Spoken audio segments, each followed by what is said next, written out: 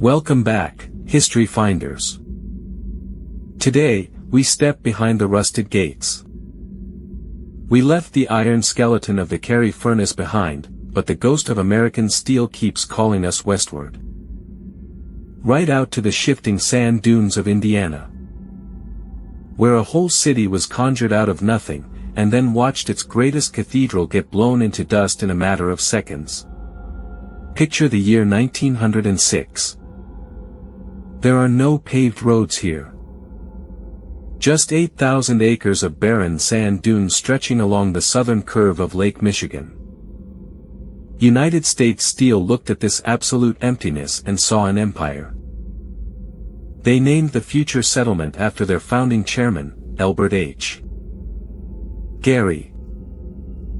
A man who never even lived there. They brought in armies of dredges and pile drivers.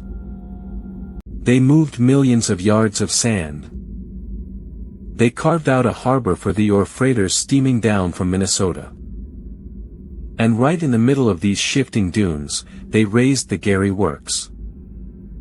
It was meant to be the absolute apex of human manufacturing capability. A machine so vast it dictated the weather. By the middle of the 20th century, this place was breathing fire 24 hours a day. More than 30,000 workers punched the clock here. They didn't just have jobs. They had a universe. Every skyscraper beam, every railroad rail, and every piece of armor plating on a battleship might as well have carried a fingerprint from Gary, Indiana. At the very heart of this sprawling beast sat the No. 1 open hearth building. It stretched nearly a quarter-mile long. Just think about that distance for a second.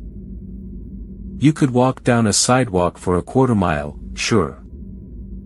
But try doing it inside a building where every square foot radiates the heat of a fallen star. The charging floors inside were legendary. Cranes moved molten metal across distances that defied common sense. Men stood on open platforms with tinted goggles, shoveling additives into cauldrons that boiled at 3,000 degrees. If you dropped something down there, you didn't bend over to pick it up. It belonged to the earth now.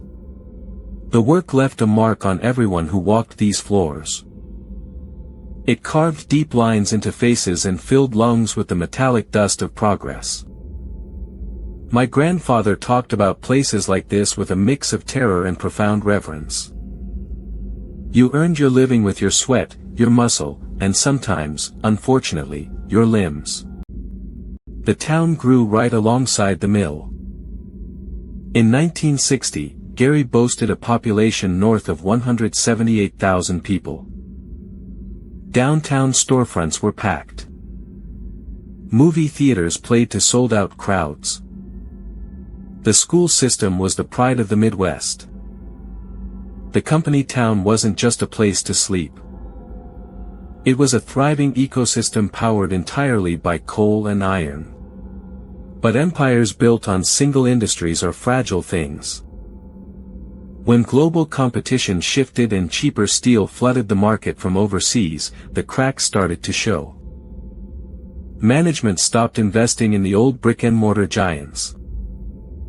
They looked at the massive open hearth shops and saw inefficient dinosaurs. They didn't see the history. They didn't see the human cost. Then came November 17, 1991. A date burned into the memory of everyone who stayed behind. The USX Corporation decided the No. 1 open hearth shop had finally run out of time. They didn't dismantle it piece by piece. That would take too long. That would cost too much money. They brought in the explosives.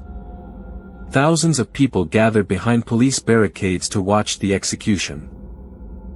Can you imagine standing there? Watching the skeleton where your father worked, where your neighbors lost fingers, where a whole way of life was forged. Watching it all get wired with dynamite like an old condemned housing project. At the push of a button, the sound rolled across the lake like distant artillery fire. First came the sharp cracks. Then the deep, chest-pounding thud of structural columns snapping under their own immense weight. The quarter-mile-long cathedral of steel folded inward. It swallowed itself in a massive, billowing cloud of gray smoke and brick dust.